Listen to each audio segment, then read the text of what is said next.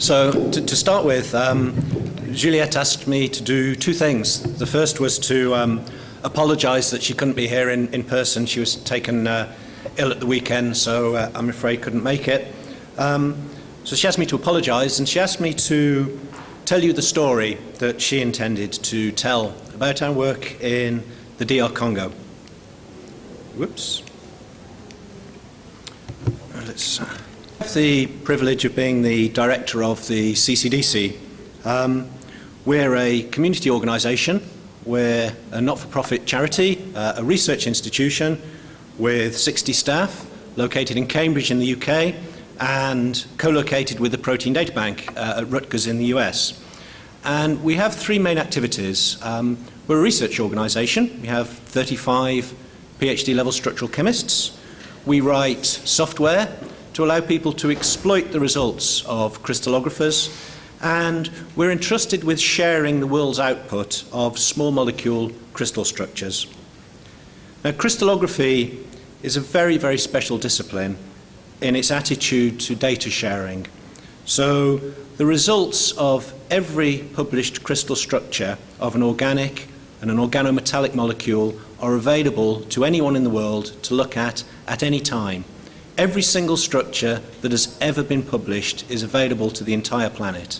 And I think that's a tremendous achievement for the community, and it really is a fantastic example to other scientific disciplines. Now, as of this morning, there were this many crystal structures. By the time you return to the hotel this evening, there will be between 250 and 300 more crystal structures.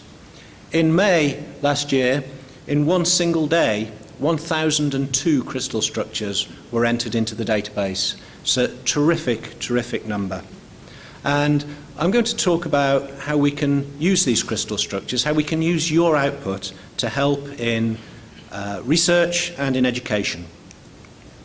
Your structures are used throughout the world. Our web servers last year were accessed from 169 countries. Now, we can't provide everything we'd like to on the web because of the size of the database, the sophistication of the queries people want to do, the sophistication of the analysis that they'd like to do. So we also provide desktop systems to allow people to really exploit this data. Those desktop systems are installed in 80 countries. The two most recent countries to install them were Cameroon, following an open lab, and Iceland. And our colleagues in Iceland asked that we don't forget them. So this desktop system's in use in 1,500 institutions, pretty much everywhere that has chemistry research. We do a lot of research ourselves, and we've helped 60 students since 1991. Now, a lot of this meeting's been around how the crystallographic community can help each other and how we can help crystallography in Africa. I thought I'd just take a moment to express my thanks to the contribution of African crystallographers to this wealth of crystal structures. And I've just picked out a few countries from sort of northwestern Africa here.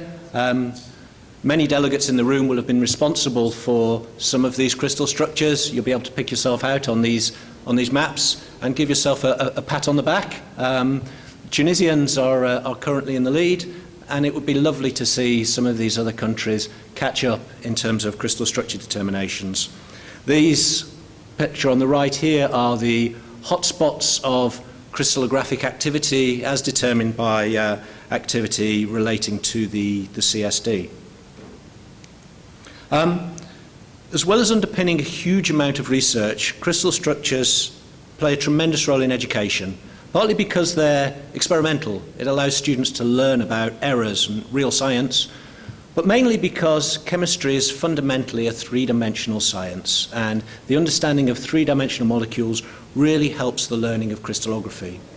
But one of the problems we have is there are so many crystal structures, we have to try and identify those structures that are really valuable to education. So we've selected about 1 in 1,000 crystal structures, created a separate database that we make freely available that people can use for teaching. And this pretty much includes any structure that you'll find in a textbook. And what I'm going to talk about today is the use of your crystal structures in the DR Congo. Now, DRC is a huge country by size, it also has a substantial population, but it's a country that doesn't often hit the headlines. We all know about Brazil, we all know about the Amazon rainforest, but probably few people were aware of the degree of forestation in the DR Congo. But it's a country with tremendous problems.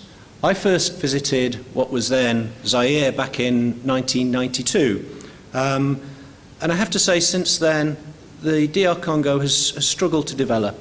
It's currently 186 out of 187 countries in the UN's HDI and finds itself to the bottom of the failed state index.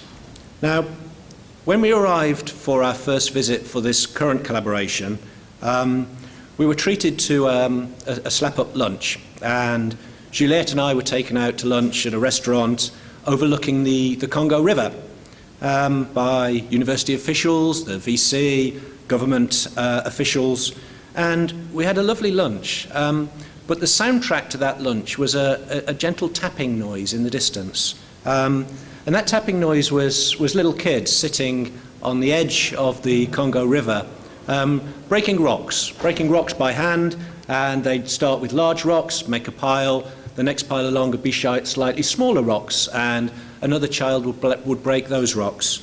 And this might make you question why we're trying to increase crystallographic research and structural chemistry in a country with such profound problems. Surely we're looking at something that's so far removed from people's daily lives that we should reconsider what we're doing.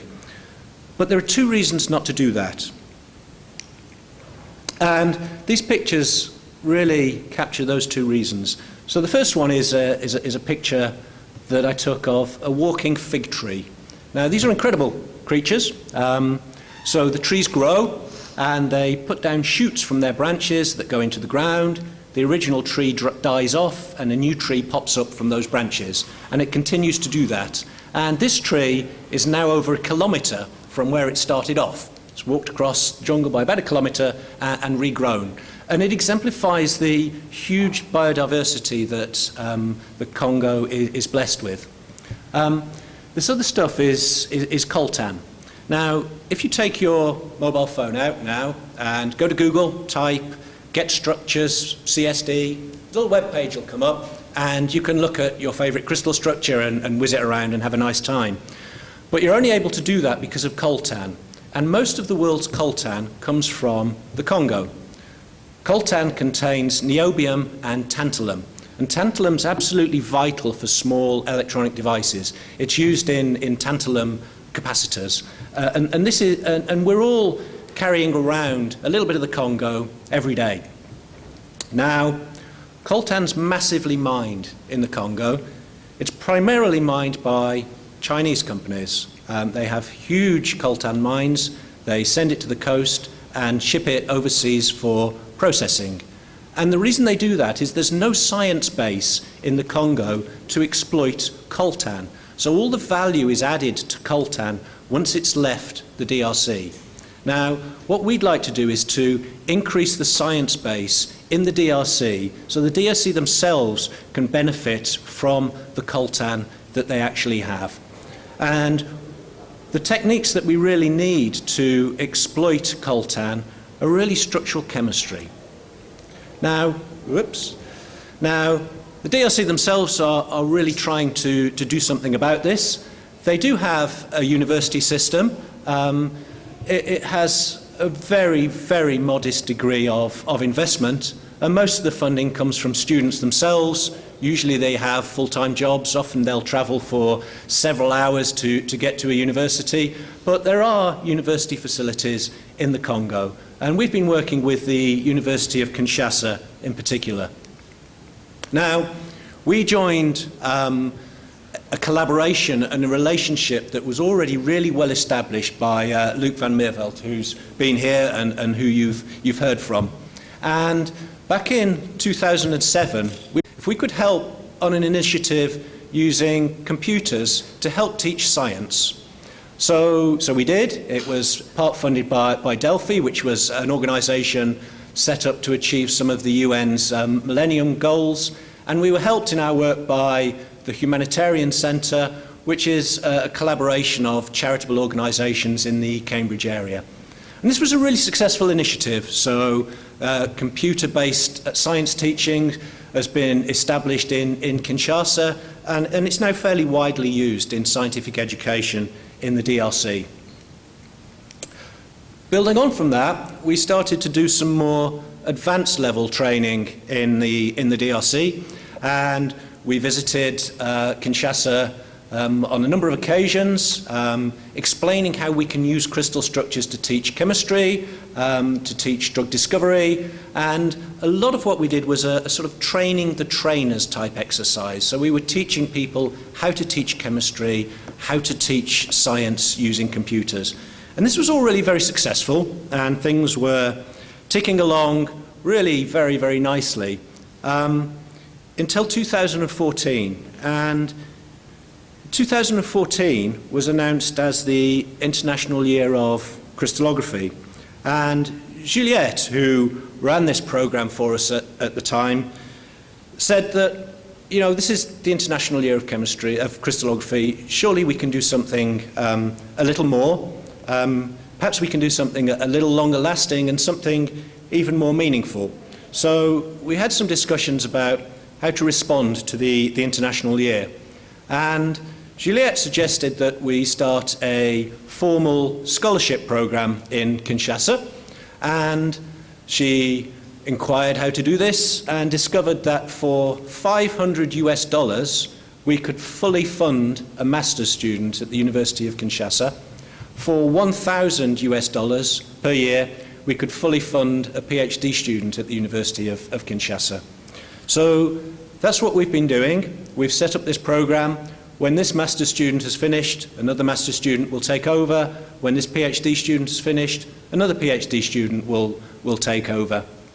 And this initiative arose solely because of the International Year of Crystallography.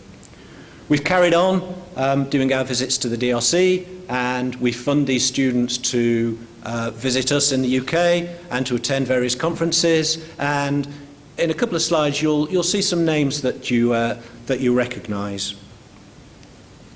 Now, it's not been easy. The Congo is a difficult place to work. This is the student accommodation here. It's not great. It's quite an inspiring place because many of the students keep chickens and have little plots where they grow vegetables on the campus. Transport is phenomenally difficult. This is the main road running through the campus in dry season. Many of the students will cling on the side of a little minibus for 2 or 3 hours to get to the university.